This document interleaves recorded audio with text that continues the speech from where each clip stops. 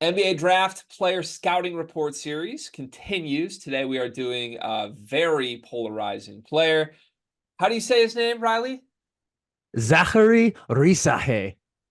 So I came in calling him Zaccharie Risacher, and Riley was like, "So American of you." I've been in my scouting bag. Here's the correct way to pronounce it. So no disrespect meant to Zachary if we're getting something wrong here, but this is a player who could go as high as first in the draft. Very interesting prospect, overseas kid. He has been more productive, arguably, than Sar has been on just like a per game scoring basis. One of the more dynamic shooting prospects, if you're looking for shooting in this entire draft. And Riley, as he said, is in his scouting bag. So we'll go category by category here. But I guess before we jump into the categories, Riley, just give me a general overview of Risacher's game and your thoughts on him as a player. Yeah, I think Risacher. I'm gonna see how many times I can do the French pronunciation of his name. But Risacher, he's sort of the prototypical 3 and D type wing that every NBA team can't have enough of. He's 6'9". He's only 205, and he looks a little bit slight. But shot 38% this past season in the highest league in France. Really good defender, good defensive activity, and I believe this upcoming week is the equivalent to like the international combine, and I'm curious to see what his wingspan is because I've seen some sites listed at like 6'7". I've seen others listed at 6'10". But one of the things that stuck out to me the most is, regardless of what his wingspan is, he has active hands, good instincts. They use him as a point of attack defender. I think his defense should translate pretty quickly.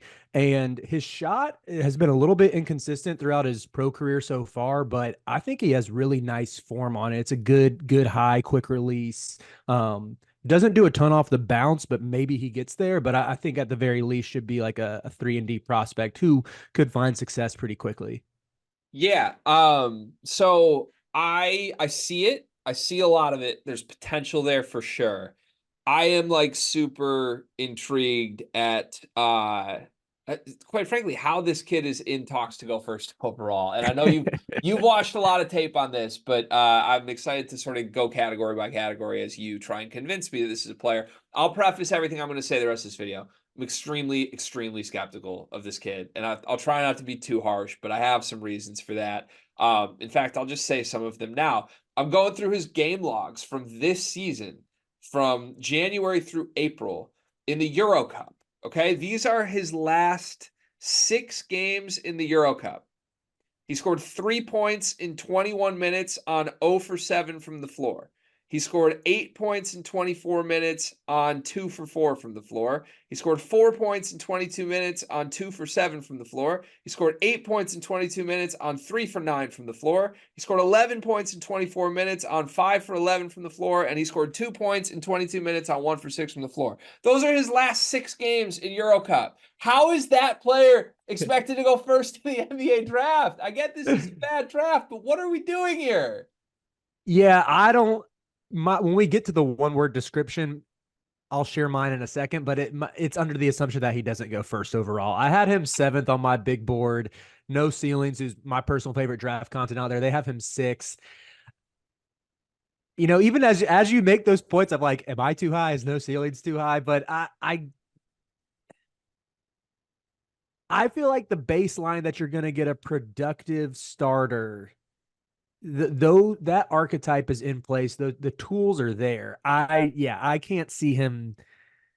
I just can't see him ever hitting the ceiling where he would justify a number 1 overall selection. That has like Okay. disaster potential to me if that happens. The shot is really pretty. And for the record, on my big board, he was 10th in this draft. On your big board, he's 7th. He ends up 6th on our collective big board, largely because Brian Ralph ranked him 4th in this draft. Ralph's not here for this video, so we can't get his thoughts on why he's so high on him. I think a lot of people are high on him because they're low on everybody else in this draft. And that's a fine opinion to have. But the production certainly to me doesn't feel like it's there, much like it wasn't there with Sar. And that would scare me if I was drafting at the top of this draft. Let's get to our categories. One word to describe ZR, as I'm going to call him for the rest of this video. What's one word to describe it? So my one word was safe. And again, this is assuming he doesn't go first. Probably not. Safe? Yes, I think he has a very safe floor. I think he's a high floor player because his defense is so good. again, he's 18, playing in the highest level of basketball in France. He can guard down a position and match up with smaller guards. He might get bullied some early because of his lack of strength, but I mean, he's a really good one-on-one defender, uses his length well, good lateral speed, and like we've talked about, that jumper looks really good. And I know it's been streaky. Kevin O'Connor on his Ringer draft guide pointed out that I think he shot 34% from 2022 through 2023, but that went all the way up to 38%. So I get that, but I'm kind of buying this jump based on the form, based on like the level of confidence in which he pulls it with. So yeah, safe is, I think at the bare minimum you're going to get a pretty good 3-and-D wing with Risacher.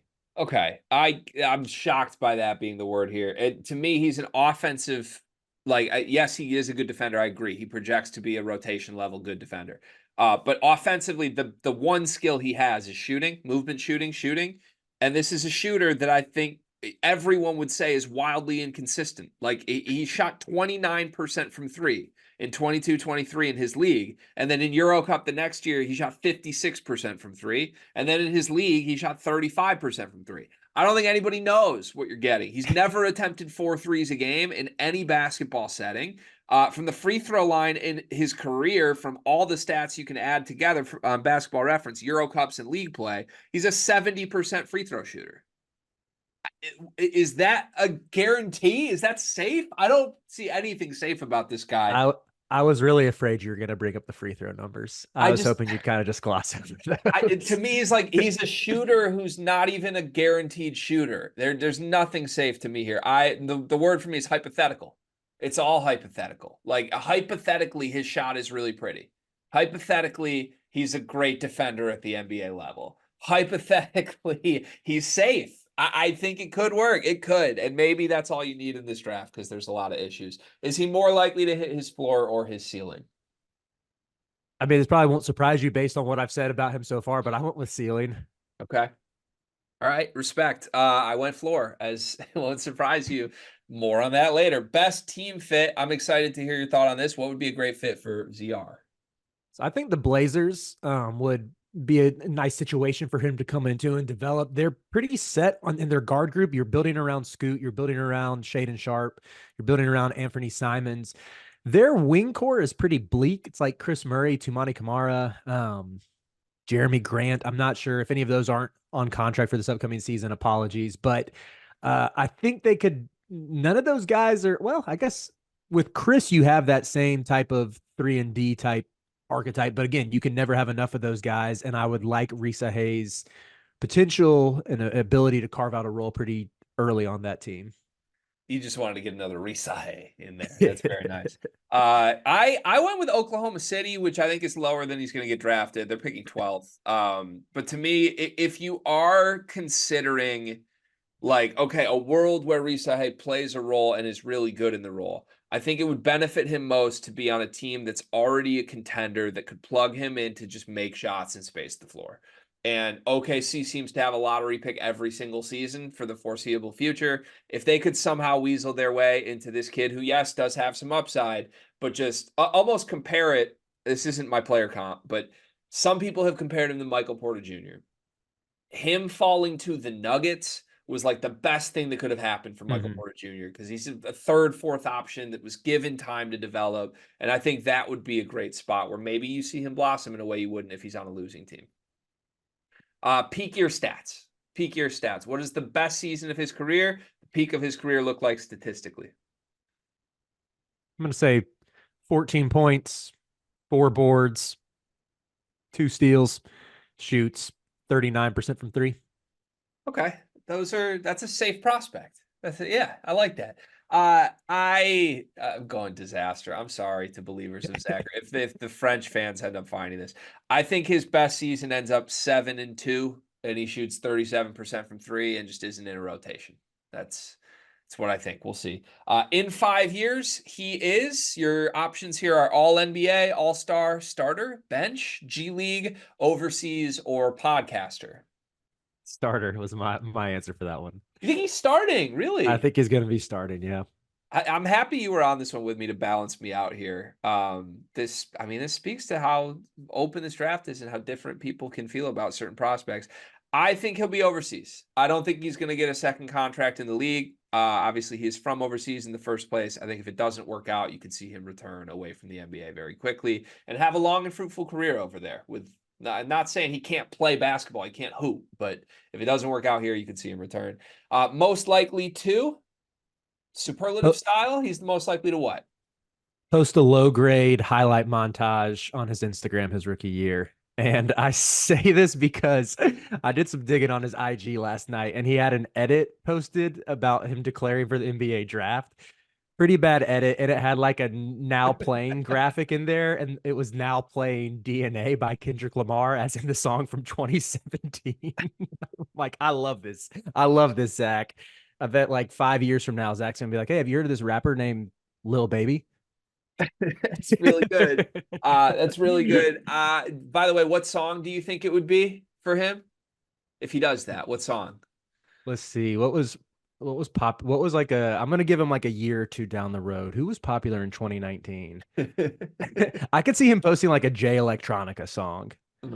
Yeah, I could see that too. Or Just like a dude. with what year did the Chance out? I'm like really dating myself, but that Chance the Rapper coloring book. That was 2016. I could definitely see it with what's the first song on that album? All We Got. Yeah, that's what's playing as he's got his low grade highlight montage. I have two superlatives for Zaccharie. Most likely to change the spelling of his name. I think that's possible. Like maybe he just fully embraces American culture and just goes for like Zachary with a Y instead of multiple C's and H and an IE. And then most likely to get a GM fired.